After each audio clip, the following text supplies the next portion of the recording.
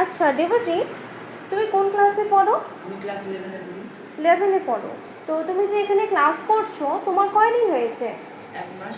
1 মাসের মতো হয়েছে, হ্যাঁ। তাই তো? তো তুমি কত পর্যন্ত শিখতে পেরেছো? এখন এমএস ওয়ার্ড চলছে। এমএস ওয়ার্ড চলছে।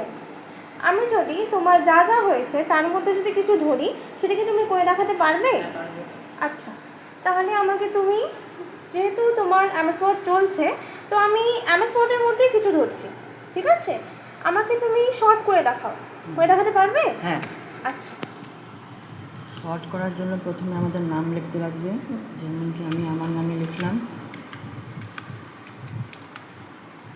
দেবজিৎ। এন্টার করে আমি এবার একটা সি দিয়ে নাম লিখলাম।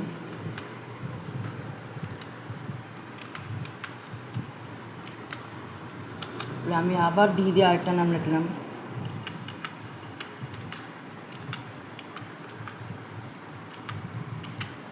এবার এই 3টা নামকে সিলেক্ট করে নেব। সিলেক্ট করে নিয়ে যাব আমরা শর্ট অপশনে।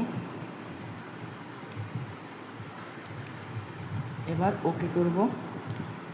তো এবার যেই সি নামে যেটা যেই অক্ষরটা আগে আসে সেটা উপরে চলে গেল, আচ্ছা। আর ডি ডি যেটা দুটো নাম সেটা নিচে এসে গেল। আচ্ছা, এভাবে তোমার কনভার্ট হয়ে গেল, তাই তো?